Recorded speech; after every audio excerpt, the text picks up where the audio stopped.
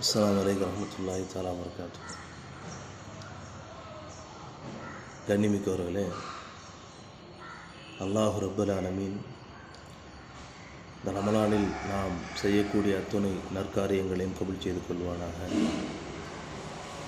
மேலும் நம்மிடமிருந்து ஏற்படக்கூடிய சில குறைபாடுகளை எல்லாம் அதனை மன்னித்து அதனையும் நன்மைகளாக கபூல் செய்து கொள்வானாக. அல்ஹம்துலில்லாஹ். قال الله تعالى والذين استجابوا لربهم وأقاموا الصلاة وأمرهم شورى بينهم. இப்படி ஒரு வசனத்தை சூரத்து ஷூராவில் ஓதப்பட்டது. அவரிடத்திலே ரப்பல் ஆலமீன் நமக்கு நினைவூட்டக்கூடிய ஒரு செய்தி. பொதுவாகவே இஸ்லாமியர்களுக்கு நிலை தடுமாறுகின்ற பொழுது இரண்டு வழிகளை நமக்கு எடுத்துரைக்கிறார். ஒன்று இஸ்திகாரா, மற்றொன்று இஸ்திஷாரா. இஸ்திகாரா என்பது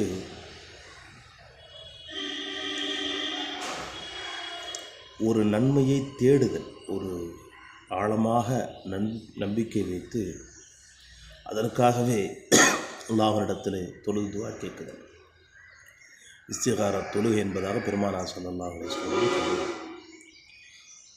மற்றொன்று இஸ்திஷாரா, ஆலோசனை. இந்த வசனத்தில் அப்படிதான் அல்லாஹ் ரப்பல் ஆலமீன் குறிப்பிடுகிறான். இன்னும் அவர்கள் தங்களுடைய இறைவனுடைய கட்டளையை தொழுகையை நினைவேற்றுவார்கள். மேலும் அவர்களுக்கு மத்தியிலே ஆலோசனையும் செய்து கொள்வார்கள் என்பதாக தொடர்ந்து பேசுவார்.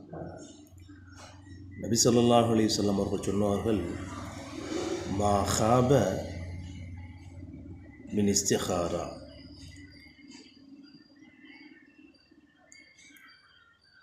வலா நதும மின் இஸ்திஷாரா வலா ஆல மின் இக்தஸத என்பதாக சொல்லுவார்கள். இஸ்திகாரா செய்தவன் நஷ்டமடைய மாட்டான் என்பதாக சொல்வார்கள்.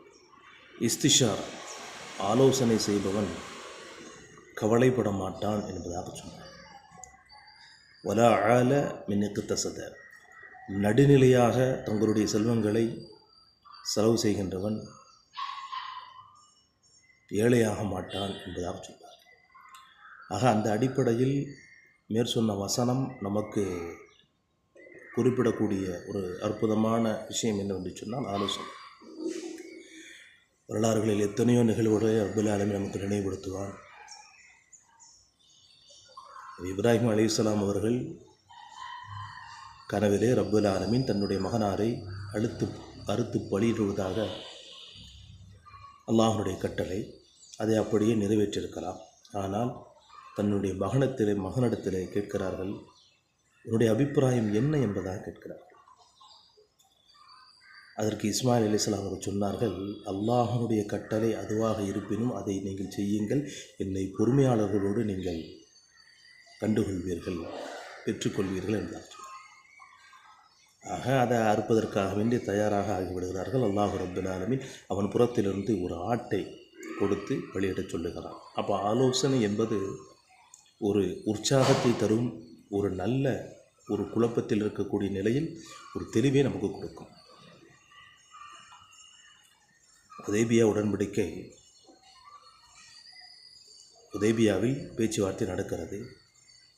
இஹ்ராமினுடைய நிலையிலேயே சஹாபாக்கள் 1500 சஹாபாக்களுக்கு மேலாக வந்து கொண்டிருக்கிறார்கள். அங்கு தடுத்து நிறுத்தப்பட்டு விட்டது. 2 ஆண்டுகளுக்கு நீங்கள் மக்காவிற்குள் நுழையக்கூடாது என்பதாக.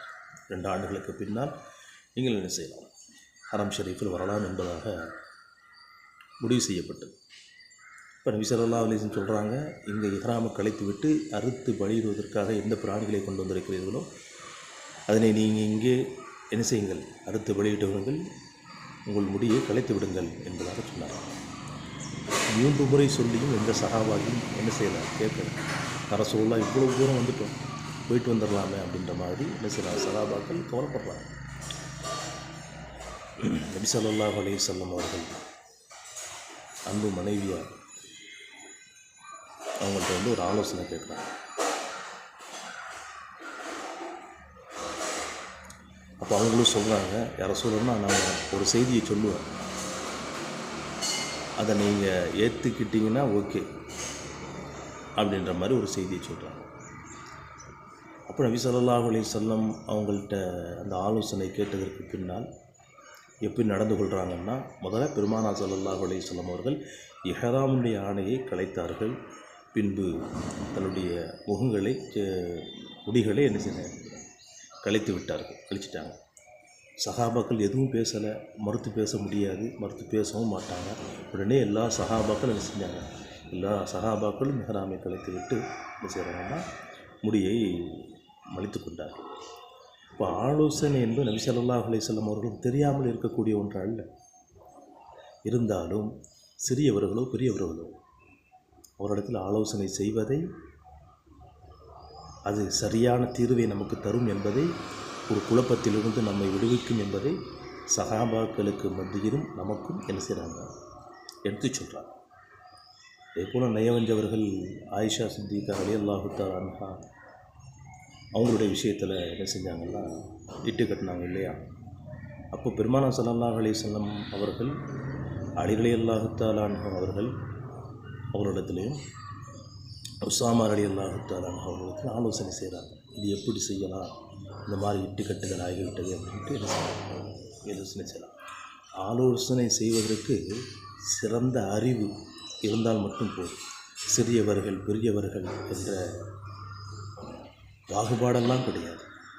ஏன்னு சொன்னால் நல்ல சிந்தனை உள்ளவர்கள் ஆலோசனை செய்யப்படுவதற்கு, ஆலோசனை கேட்கப்படுவதற்கு தகுதியானவர்கள் என்பதனை இஸ்லாம் நமக்கு என்ன செய்யுதுன்னா அற்புதமாக எடுத்து சொல்லுகிறது.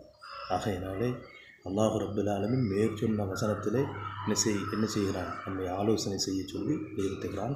நபி ஸல்லல்லாஹு அலைஹி வஸல்லம் அவர்கள் ஆலோசனை செய்வதன் மூலமாக எந்த கவலையோ தோல்வியோ அடைந்துவிட மாட்டார்கள் என்பதாக ஸல்லல்லாஹு அலைஹி வஸல்லம் அவர்கள் நமக்கு வலியுறுத்தி சொல்கிறார்கள். ஆக அந்த அடிப்படையில் அல்லாஹ் ரசூலும் நம்முடைய